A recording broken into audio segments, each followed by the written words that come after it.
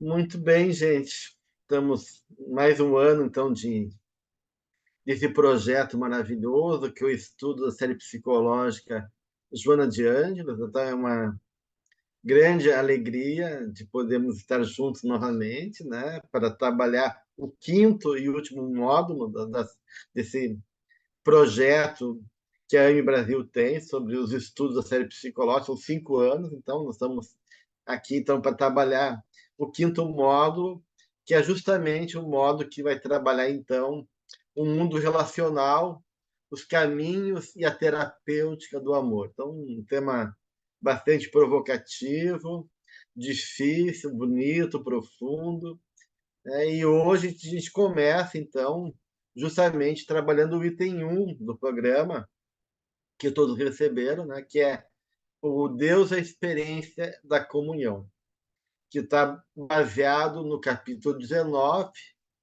sobre o amor, do livro Conflitos Existenciais. Então, esse é o nosso desafio, né, de hoje, começar, então, a se ocupar desse tema a partir do capítulo 19 dos Conflitos Existenciais, tá bom? Muito bem. Então, a Joana vai iniciar com um subtítulo que é Psicogênese do Amor. Então, esse capítulo realmente é muito interessante, porque ela vai dar, nesse primeiro momento do capítulo, uma ideia desse processo que é justamente a dimensão amorosa e de como ela vai se constituindo ao longo da nossa trajetória espiritual, né? Então, é algo fundamental, né? Lembrando aqui, né, em cima do que a Joana vai estar trazendo, né, que ela vai trazer isso de várias maneiras, né? Que o amor, né, é o impulso fundamental da vida, né? Então, né, na verdade, né, quando o Jung vai dizer que sem relação não há individuação, né, é porque justamente, né, a vida, né, na lei do amor envolve troca, né, envolve permuta. Então, a gente pode dizer que o amor é essa força de coesão que rege o universo todo, né? E, como tal, representa a potência divina da eterna reconstrução que envolve todo esse processo evolutivo da qual todos nós, né, e toda a vida está inserida, né? Então, de uma certa maneira, quando Joana vai propor, né, esse primeira fase aqui do capítulo, a gente ela vai demonstrar para nós, né, que o amor ele se encontra em formas infinitas, né, e sempre indestrutível, né, sendo a base que fundamenta, né, o universo. Ele está impregnado, ele tá em tudo e em todos, né? E se manifesta, como a gente foi vendo ali pela benfeitora, em várias formas, em formas infinitas, em todos os níveis do ser. E aí a gente vai vendo que esse amor vai se desdobrando e vai constituindo cada vez mais um fator mais elaborado, sendo sublimado, sendo desenvolvido, até chegar nessa condição, né, de plenitude, de iluminação, de uma certa condição especial que nós ainda não sabemos o que é, né? Mas que os santos, os anjos, já reconhecem e vivem, né, nessa condição, né? Então, a gente está vendo aí, né, que o amor, né, a partir de Joana, tem uma função fundamental, né, de conservação, coesão e renovação de todo o funcionamento do universo, né? E que esse impulso, que já está lá desde o início da vida, porque vem de Deus, né? E de uma certa maneira também vai sendo despertado em nós, não se destrói, mas se reforça e se eleva na medida que a gente vai evoluindo, né? Assim como começa lá pelo desejo, né? Os impulsos primários que Joana vai apresentar ali, os impulsos, instintos, a paixões, né? Que não se mata, mas vai sendo, no processo contínuo, se elevando, né? Se aperfeiçoando, nessa condição evolutiva que envolve a nossa, justamente, caminhada espiritual, né? Então, de uma certa maneira, é a função do amor, né? Criar, conservar e proteger. E todo o seu desenvolvimento vai se exteriorizar e se intensificar, como uma forma, né, de promoção da vida cada vez mais complexa, né? Então, a gente vai vendo aí no capítulo que a Joana vai desenvolvendo. E ela começa o capítulo justamente com uma frase muito impactante que diz: o amor é de essência divina, porque nasce justamente da paternidade de Deus. Então, essa emanação, esse hálito que envolve todo o universo, a gente é impregnado, então, né? Que ela chama dessa emanação sublime, né? E íncito no hálito da vida, né? Então, esse psiquismo que nos envolve, né? E que, de uma certa maneira, diz Joana, começa na própria realidade da dinâmica molecular dos átomos, aglutinando, né, os átomos, a matéria, e dando forma no processo evolutivo. Então, tu vê, a atração dos minerais, a atração dos átomos já se dá pelo amor. Então, então, porque ela vai dizer que nessa dimensão mais primária, né, do amor, o amor se manifesta como força encarregada de unir as partículas.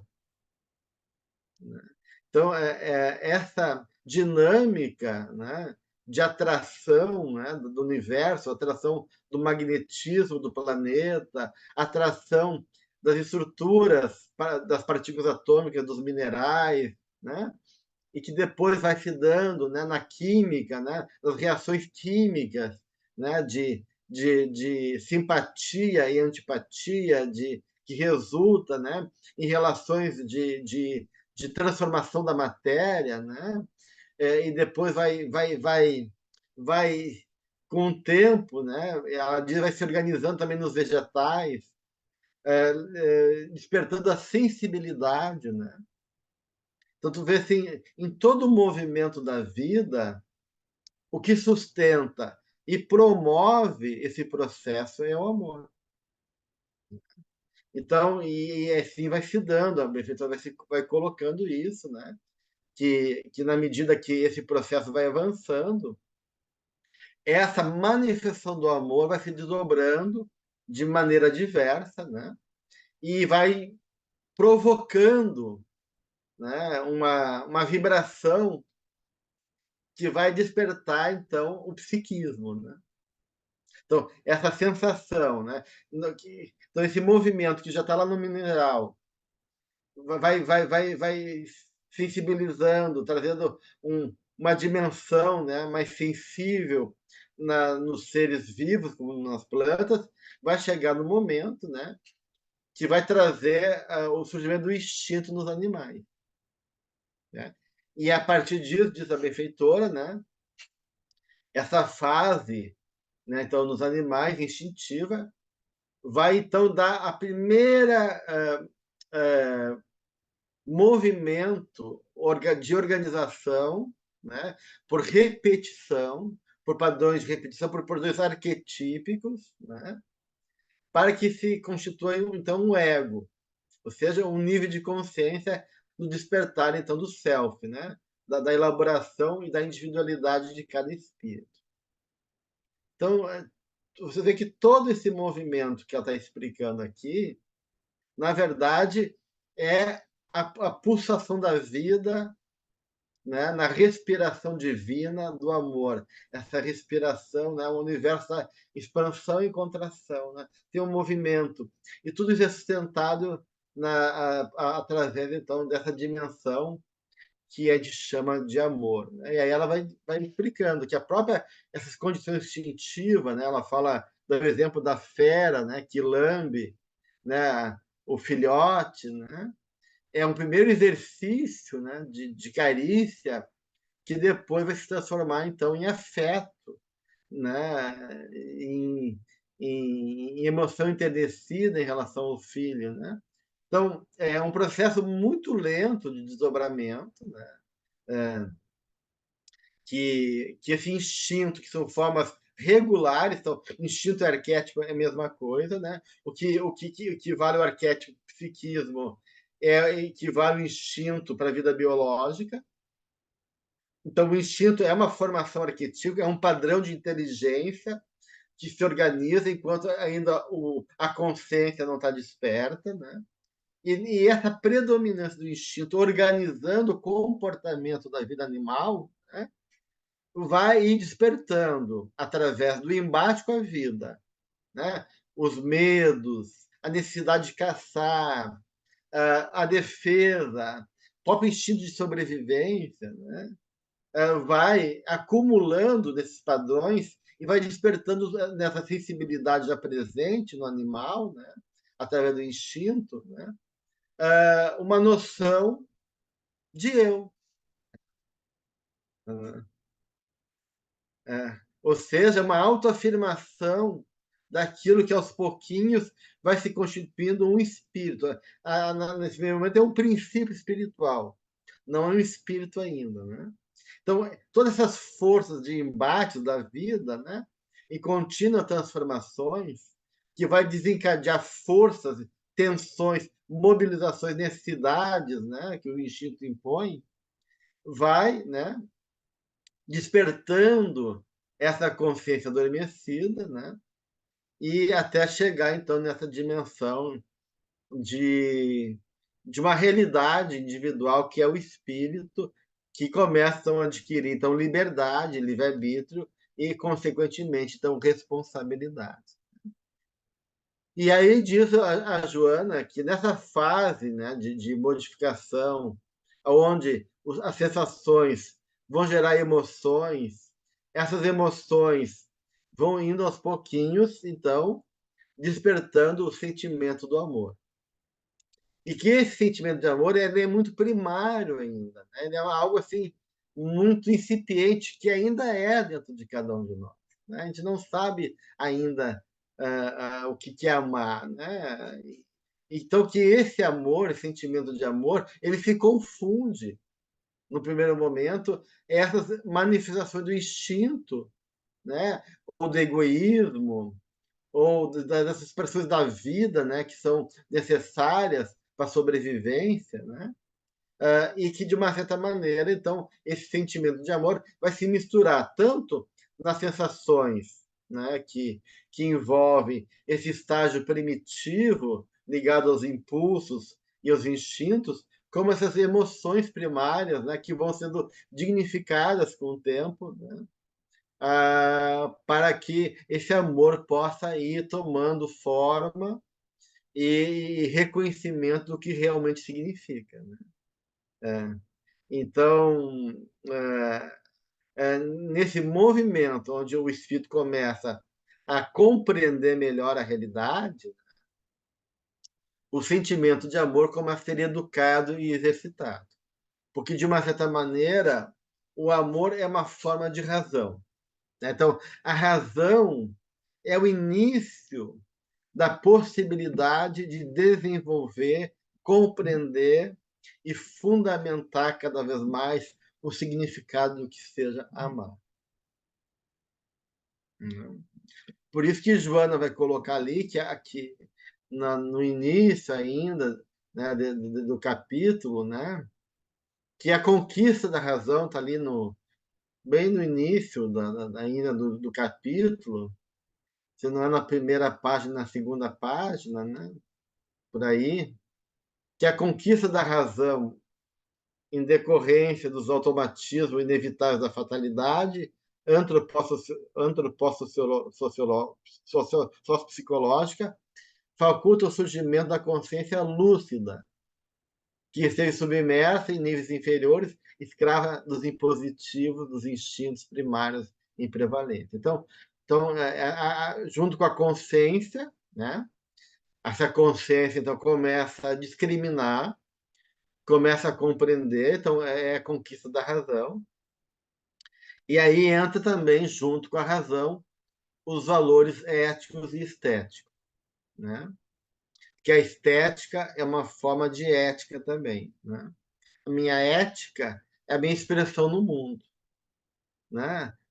Então a minha ética reflete uma estética também, porque o amor ele fundamenta, ele impulsiona, ele organiza o universo enquanto beleza, enquanto harmonia, né? E enquanto então também esse estado de comunhão e sublimação da alma. Então a gente vai ter esses três processos acontecendo, né? A partir do amor, a harmonia, a beleza, né? E o amor enquanto então realmente comunhão, enquanto processo de vínculo sublime da alma com Deus, né? Com todo o universo, né? E por isso que, de uma certa maneira, junto com a razão e o amor, então, justamente, o amor, o sentimento, é a base da ética, né? Porque o sentimento é a capacidade, justamente, de ter experiência. Tu não tem experiência sem ter sentimento, porque é o sentimento que avalia a experiência. Então, quando eu digo se a experiência foi boa, se é ruim, se a experiência foi importante, a experiência foi dolorosa, toda essa qualificação da vida, da qual eu experimento, só é possível a partir do sentimento. Então, o sentimento é a base de transformar fatos, realidades, em experiência individual, né? E na experiência do espírito, a gente vai construindo, então, de uma certa maneira, compreendendo os valores éticos e estéticos que sustentam a vida como um todo a partir das leis naturais. E por isso que Joana vai dizer que o amor vai desempenhar um papel fundamental por justamente sustentar e, ao mesmo tempo, ser um estímulo para que desperta, né, as conquistas mais avançadas em direção ao futuro, diz a benfeitora. Então, tudo isso, né? Então a gente vê por isso que João no Evangelho vai dizer que Deus é amor, né? A própria imagem divina, daquilo que a gente pode que representar para nós o que seja o divino, ele de uma certa maneira, né, é representado nessa visão do amor, né? Claro, então Deus é o amor, Deus é a verdade, né? Mas com certeza o amor é aquilo que mais nos, nós temos de mais perto do que representa realmente a dimensão divina, né?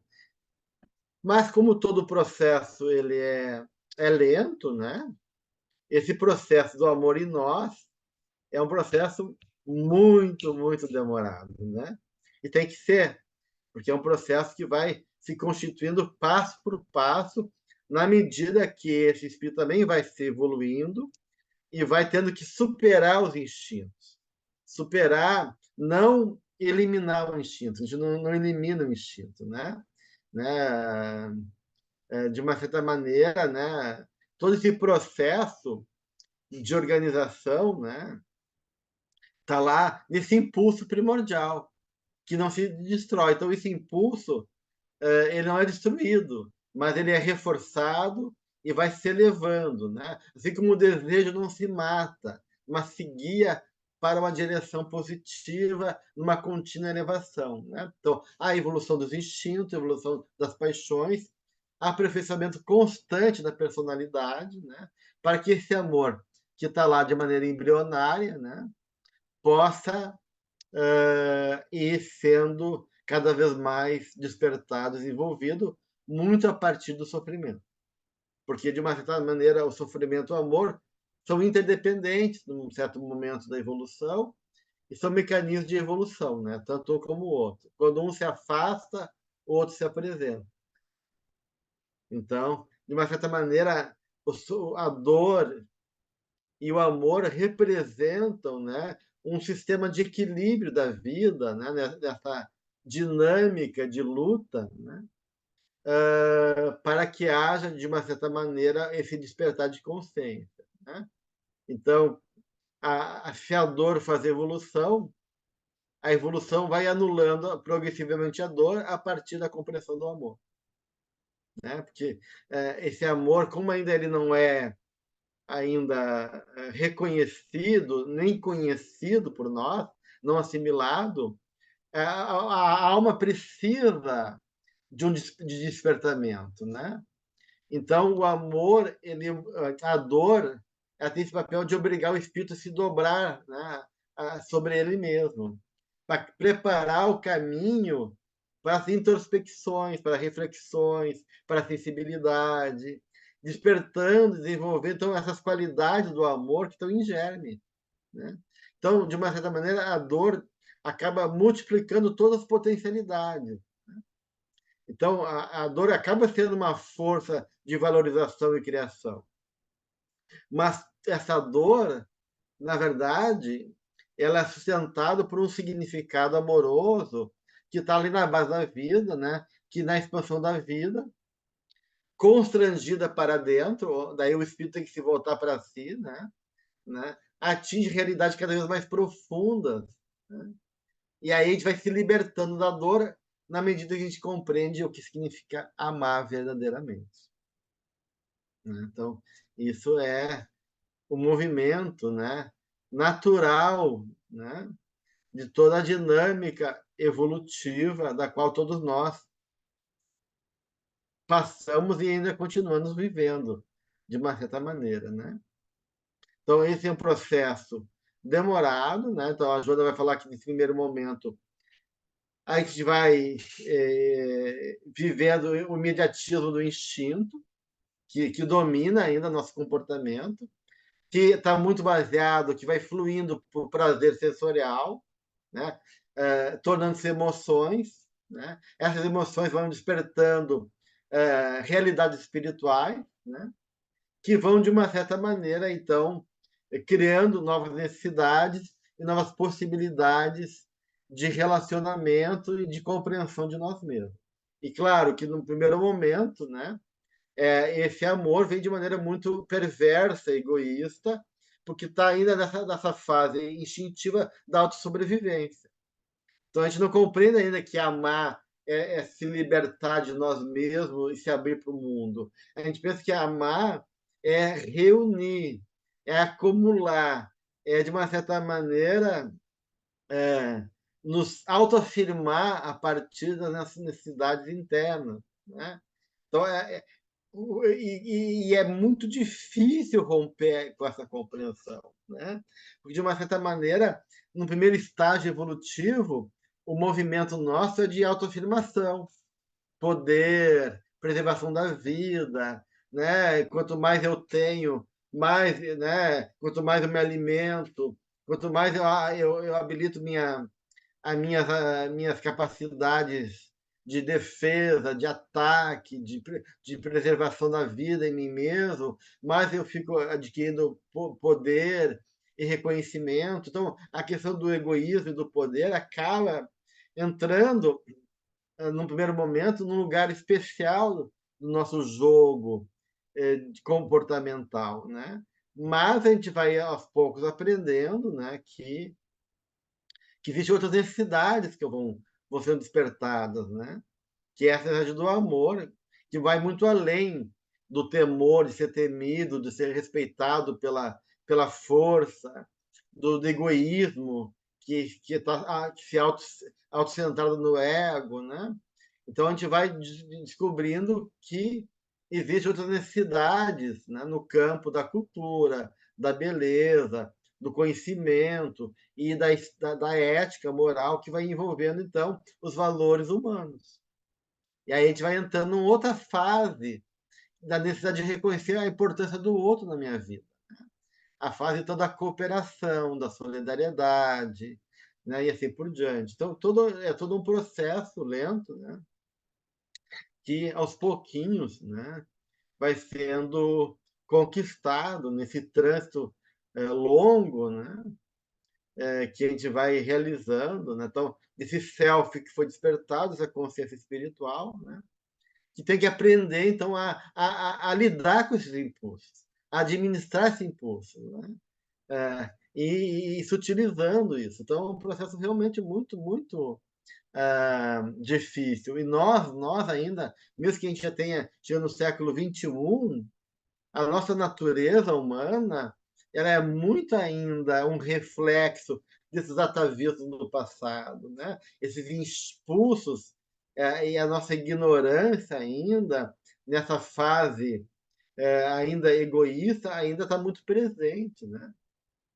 E aí a gente vê que as pessoas, a gente vê hoje em dia, nas crises que a gente vive a nível mundial, como a gente fica, regride os atavismos, né? De autoafirmação, de pensamentos muito rudimentares ainda, muito simplórios. Ah, não, é o meu, muito nacionalista, é o meu Estado, é a minha raça, é a minha religião, né? Então é uma lógica de separação e não de cooperação, né? Então, a gente, como é difícil a gente romper com essa mentalidade, né? Ainda atrasada de se autoafirmar de uma identidade transitória e externa, uma identidade que ama e se liberta desses elementos muito primários. Então, porque esse processo vai do simples para o complexo. E o complexo ele envolve a multiplicidade, envolve também a particularidade, mas essa particularidade está integrada no todo, enquanto harmonia, enquanto sabedoria, enquanto comunhão, na medida que a gente vai compreendendo, e a Joana vai nos trazendo, né, que a gente vai criando então, uma espontaneidade de viver essas leis soberanas que, de uma certa maneira, sustentam a nossa evolução, né?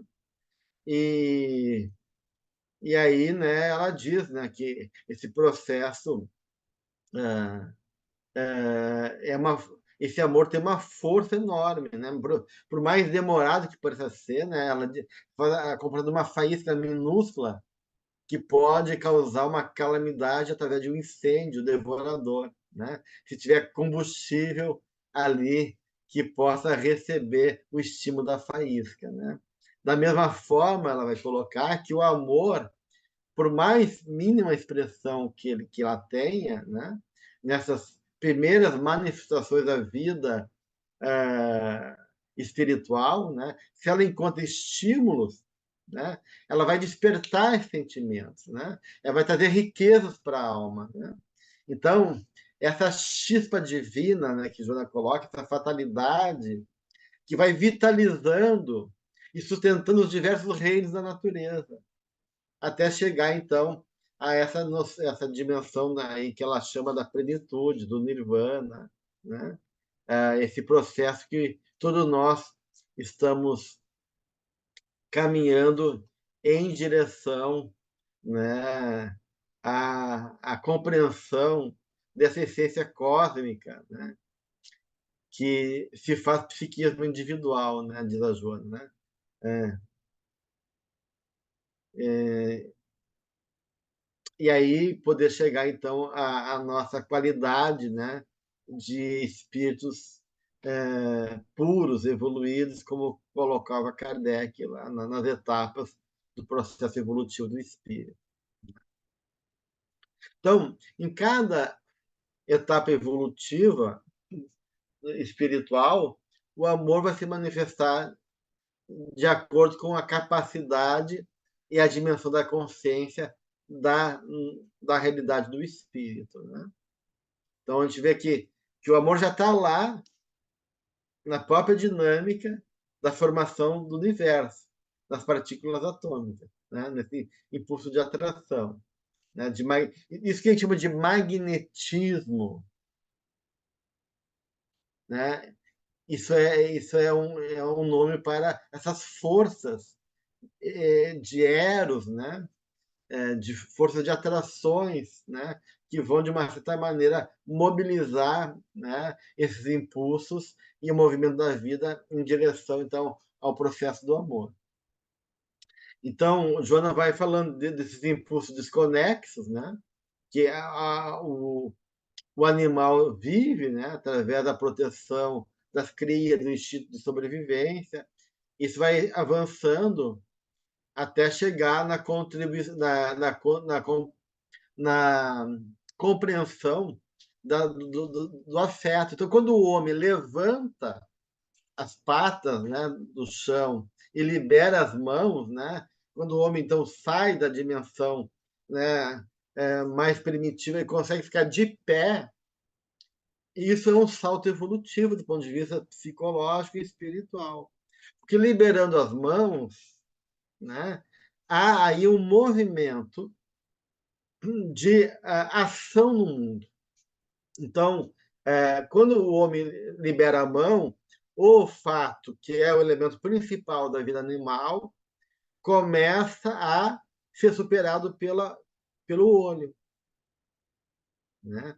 E a liberação das mãos vão dar duas capacidades do homem: o contato físico, o afeto, e o homem labra, o homem trabalha, né? Ele poder manipular a natureza, os elementos e construir daí. Então, a liberação das mãos representa um nível de capacidade que se alcança na dimensão antropológica de começar a vivenciar, então, outras experiências até ali não vividas. Né? Então, nessa escala evolutiva, a gente vai, então, tendo a mão uma extensão do cérebro, né? A gente vai tendo contato, né? Então, o tato, o afeto, vai começando a ser despertado, surge nos primórdios da razão, né? Apesar, né, dos impositivos da dor, como a benfeitora nos coloca. Né? Então, a Joana vai colocar em outro momento que o medo é o primeiro despertar da consciência, né? E ele predomina na natureza animal, né? Vai se transferir para nós humanos, né? E aos poucos, que aprende a submeter-se, né? Para poupar do sofrimento. Então, o medo tem um fator protetivo de defesa, né? E depois, né, a gente vai superando esse medo na medida que a gente vai conquistando a capacidade de transcender a vida material e, e domesticando também a fera dentro de nós. Né? Então, a Joana vai colocar que essa domesticação do lado animal da fera vai se transformando em educação do indivíduo que vai se tornando um homem social, um homem cultural, né? Na medida que o espiritual avança, a dimensão social e cultural avança junto também, né? Que a gente vai compreendendo o significado, né, real da existência, né? Diz a benfeitora, né? Então, tudo isso, né, gente, a Joana vai explicando no capítulo, né? E aí toda a dimensão então, da sensação, né? De prazer e de dor, né? Que vai crescendo e se transformando em emoções de paz, felicidade mais no futuro, né? E onde essas manifestações sensoriais vão aos pouquinhos ganhar também expressão de sentimento, e não só de sensação física. Né? Então, de uma certa maneira, o amor ele tem essa primeira dimensão sensória, né? Que está muito misturada com os impulsos e com as sensações físicas, para uma dimensão que é mais emocional e psíquica mais tarde. E aí essas emoções vão continuar trazendo prazer físico, né? Mas comandado pelo espírito. Né? Então, porque a gente sabe que o prazer sexual não está nas gônadas sexuais, mas está na mente. Né? Mas a mente orientando e determinando o processo da vida vai então estabelecer, a partir das antenas sensórias do corpo físico, experiências emocionais. Né? Então, a gente vai ter desde do amor ainda inseguro, que gera posse e dependência, né? que ainda é muito presente ainda em nós, né? que gera conflito, gera frustração, raiva, ciúme, né? Muitas vezes crimes em nome desse amor, né? Que a gente acredita ser o amor, né? Que na verdade que ainda reflete uma incapacidade de compreender o que seja o amor, né? Porque quanto mais falta de autoestima, né? Mais tu acaba projetando no outro essa necessidade do amor, né? Então, o amor possessivo, Joana coloca, né? Ele é um reflexo ainda da incapacidade de valor próprio. Então, na medida que tu vai compreendendo o que seja amar, e essa compreensão representa esses valores éticos, como ela colocou ali, né? O indivíduo vai ganhando uma sustentação fundamental em si mesmo, que ela vai chamar de uma independência psicológica. E não é individualismo, tá? São coisas diferentes. Então, essa independência psicológica seja justamente essa capacidade de amar. Quanto mais eu amo, mais independente eu sou, né?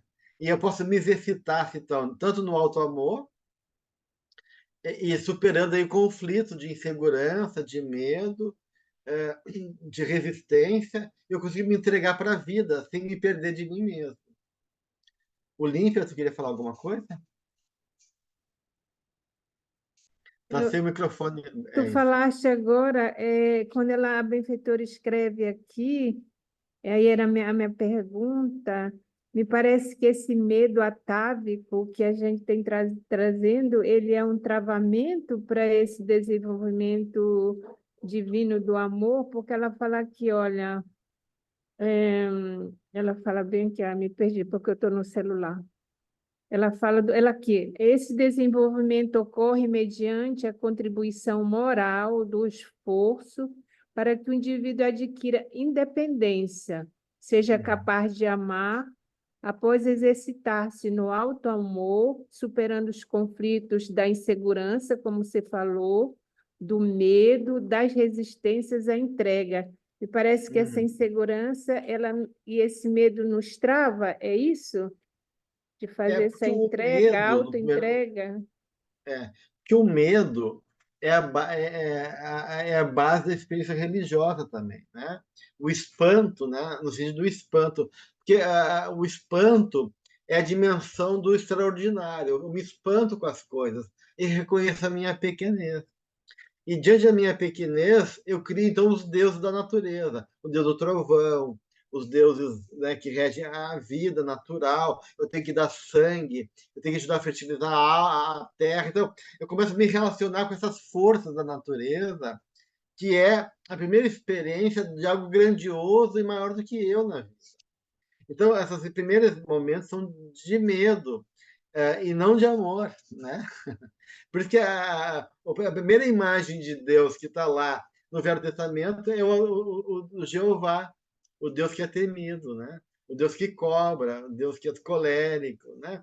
Para depois a imagem divina ser transformada nesse Deus de amor que é sintetizado pela proposta do Cristo, né? Então, a imagem de Deus, né? Não Deus, que Deus está acima de tudo, mas a imagem que nós temos de Deus dentro de nós, a imagem psicológica de Deus vai mudando, né?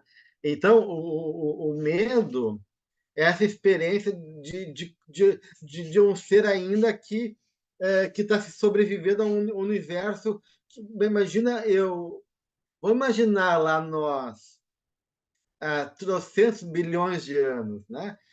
Aquele serzinho meio bicho ainda, assustado na mata, né? E não entendendo as coisas, e de repente cai um trovão, incendeia uma mata, e vem um fogo, e tudo isso eu não sei o que é isso direito. Então, imagina, tudo isso é muito fantástico.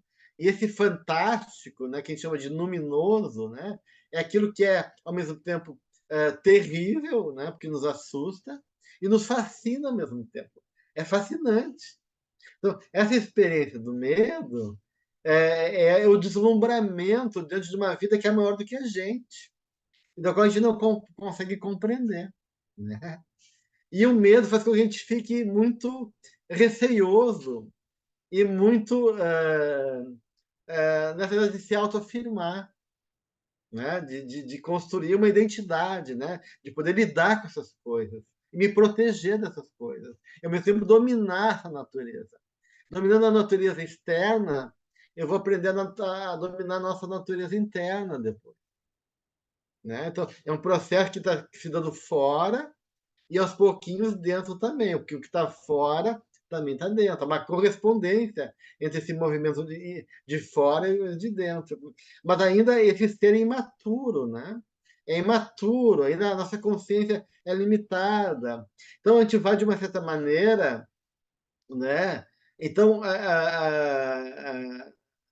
se movimentando por esses processos mais reativos e impulsivos da nossa natureza instintiva, né? De possuir, de atacar, de se defender. A gente é muito reativo ainda. Uma pessoa me olha feia, a gente já reage.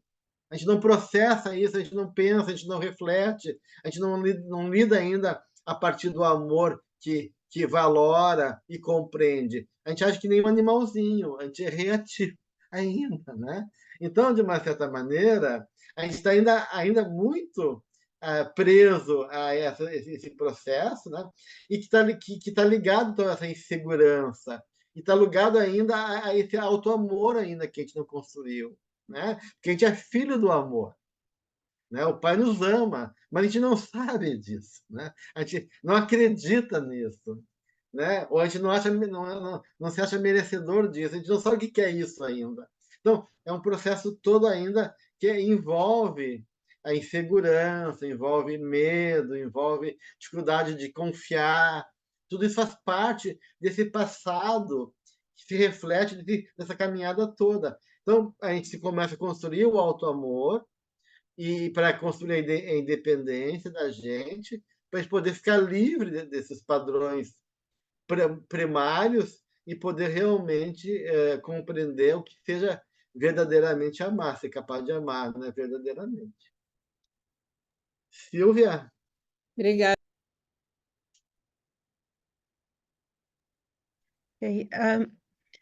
Você, você falou uma coisa, Gelson, que eu tomei uma nota, mas depois fiquei prestando atenção em outra coisa. Mas a pergunta que eu queria fazer é o seguinte: o quanto esse desenvolvimento do amor, na medida que a gente vai evolvendo, crescendo, depende do desenvolvimento intelectual também e psicológico. Eles crescem juntos, um cresce depois do outro, ou eles têm que ser uma coisa para desenvolver O desenvolvimento intelectual, né, Silvia? Ele então, o intelecto ele é uma capacidade de cálculo da mente, né? Então, o intelecto ele calcula, né? Então, de uma certa maneira, o intelecto ele nos ajuda a reconhecer esses processos de relações, de causalidade entre as coisas, né? Mas então, ele é importante para poder avaliar, mas ele não é uma garantia, né? Que o amor seja desenvolvido. Ele é fundamental para que o amor seja despertado, mas não é uma garantia que vai sustentar esse amor. Tanto é que tem espíritos extremamente inteligentes, muito capazes do ponto de vista intelectual, mas extremamente movidos por ódios, né? Movidos pelo egoísmo, por questão de poder. A gente vê nas regiões umbralinas, né? Espíritos que têm um controle mental fantástico, de psicopatas, né? Que são extremamente seguros de si mesmos, que são inteligentes, que são pessoas que têm, muitas vezes, uma capacidade de envolver, muito habilidosos, né? Mas são extremamente frios, né? E perversos na forma de agir, né? Então, de uma certa maneira, os dois caminham juntos num certo momento, mas depois isso um não necessita do outro, né? Porque eu falei que o amor é uma questão de razão, não de intelecto, porque a razão está acima do intelecto. Né? Ok. Quando eu falo em razão, eu estou falando num processo mais elaborado do que o intelecto. Porque o intelecto envolve apenas uma discriminação intelectual da realidade. E a razão envolve uma reflexão que envolve valor também. Então, o sentimento envolve valor. O intelecto nem sempre envolve valor. Eu posso ser muito inteligente e usar isso para manipular as pessoas, porque eu estou destituído de valores éticos. Né? Eu estou preso ainda na busca de poder e do meu egoísmo. Então, de uma certa maneira, a pior combinação que a gente pode ter, em termos de malignidade da humanidade, é quando o intelecto avança, mas o coração continua frio. Então, essa é a combinação da frieza do coração e da riqueza intelectual do homem, da perversidade que nós agimos, né, diante dos outros e da própria natureza. Né? Quer dizer, então, de certa forma, é como se a gente fosse dividido, queria ser só uma parte e a outra ficasse. Porque quando a gente está falando de desenvolvimento do sentimento, por exemplo, no livro, no Evangelho, ele fala, primeiro começa o instinto, depois tem o sentimento, depois desenvolve o amor, que é mais ou menos isso que você está abrindo e fazendo. Quer dizer, parece que uma parte da gente não cresce de um lado só, fica isolado do outro. Como que seria possível para nós, mais ou menos o nosso nível de entendimento, como que nós poderíamos entrosar esses dois? Qual seria Na mais ou menos verdade, o caminho? Porque você falou da dor, do sofrimento. Isso geralmente é o que pole a gente para uma série de coisas, né? de Existe uma um certa caminho maneira, de né, união? Silvia, o caminho ele é diversificado. Mas, né, porque aí que tá, o arquétipo do mal, né, da sombra, assim como todo instinto, ele nunca vai ser superado, né? Quando Joana fala que Jesus superou a sombra coletiva e a sombra individual, ele não tinha mais sombra. Mas o arquétipo, né, da sombra, todos nós temos, dependendo da nossa evolução. Por quê? Porque o arquétipo da sombra é o princípio regulador da possibilidade de dizer não para a vida, que é a nossa liberdade. Eu posso dizer não para Deus. E eu tenho que ter essa liberdade. Então, o arquétipo da sombra, do mal, nunca vai deixar de existir. Né? A gente espera que a gente esteja mais evoluído, a gente não cai em erro. Né? Mas tu vê, a história do Lúcifer, né? É um espírito que caiu, é um espírito de luz. Então, essa luz é uma luz, uma falsa. Então, a gente pode ter essa luz enganadora do intelecto, né? Que sabe muito, mas sente pouco. Então, o saber intelectual não é o saber da razão. Porque o saber da razão envolve essa dimensão ética também, né? Então, o caminho para despertar essas duas asas do anjo, né? Que várias vezes a espiritualidade faz essa menção que o anjo ele é formado por duas asas, né? Hum. Asas da inteligência, do intelecto e as asas do sentimento. E para tu poder voar, tu tem que ter as duas asas desenvolvidas, né? Hum. Então, o que envolve, né? Para que eu possa realmente trazer o sentimento para uma dimensão elaborada, favorável, eu tenho que sair de mim. Enquanto eu não sair de mim, né, enquanto eu estou nessa visão individualista, narcisista, egocêntrica, né, movida para a necessidade de eu conquistar, né, movida pelo poder, eu não consigo compreender o que seja amor.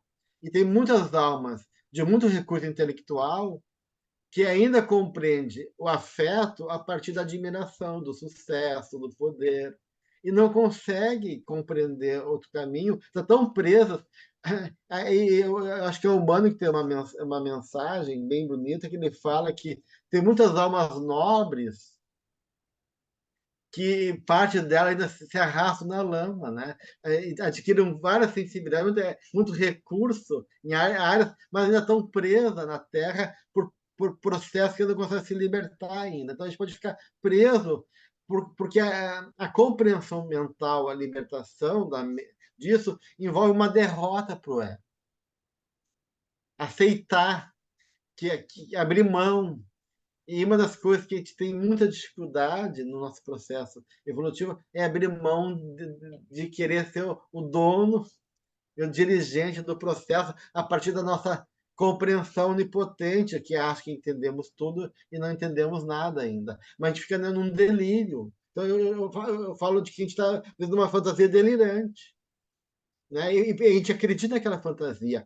E mesmo que o mundo prove para a gente que, que aquele delírio está errado, eu não consigo perceber. E eu acredito que a vida é aquilo que eu enxergo. E me engano. E crio ilusões. E justifico isso. Né? Pela minha onipotência infantil, que não quer aceitar que eu estou errado. Né? E aí eu uso o intelecto para justificar essa onipotência delirante. Mas é interessante o que realmente fica, o que é bonito e que parece mais maravilhoso para a gente é que, como você falou, até o arquétipo do mal, essa escolha que às vezes a gente faz errada, também é parte desse processo para a gente crescer para o amor. É Isso que parte do faz amor isso do mais Pai que nos dá bonito, não é? A liberdade, né? perfeição da. O Pai nos dá liberdade, porque esse processo tem que ser nosso, né? Uma escolha nossa. E não, né? A lei nos orienta, né? A gente não pode fugir dela, mas o caminho é de cada um, né? Eu Obrigada, sou Vitor, Gelson, queria muito bonito. colocar alguma coisa?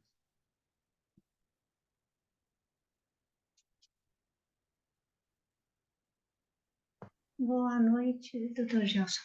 Eu achei interessante também aqui, quando você falou amor, o sentimento e a capacidade da experiência. Porque, claro, né, com a experiência, a gente vai conseguindo perceber que o sentimento vai se refinando, vai ficando mais, como você falou aqui bastante vezes, né, diversas vezes, vai se espiritualizando, vai ficando mais. Isso eu compreendi. Mas aqui, quando eu chego nessa parte aqui, na página 218, as expectativas de quem ama são decorrentes da vida distorcida da realidade afetuosa, esperando planificar-se com a presença de outro, esquecendo que ninguém pode proporcionar ao ser mais amado aquilo que não foi gerado nele mesmo. Pode oferecer estímulos valiosos para o encontro que já possuem germes, mas não pode transferir-lhe por mais que o deseje. E é bem complicado, né? Porque eu penso primeiro nos jovens, muitos jovens, jovenzinhos também, sabe que aquelas uniões todas assim, ai, prazer, com aquela alegria, vão casar, mas é uma imaturidade tremenda, um está projetando no outro, um está. Pois. E quando aí já a pessoa já está bem mais madura, como é que fica esse processo de transferir por mais que o deseje? Então, aquele que está pensando assim, bom, eu amo tanto que eu posso dar tudo para essa pessoa, e na realidade é uma manipulação, não é não? Porque está querendo que aquele aceite e pense como ele pensa, porque é por isso que está dizendo assim, mas não pode transferir-lhe por mais que deseje, porque não adianta, se o outro não está naquela condição de aceitar ou está mais... Você pode explicar, por gentileza? Assim, essa questão é bem importante, né? Eu acho que a gente pode deixar para o próximo encontro, que é bem complexo isso, né? É uma questão bem importante que você está trazendo. Então, a gente continua semana que vem a partir daí, tá? Desse processo aí, que a gente está falando dessa distorção da realidade, né?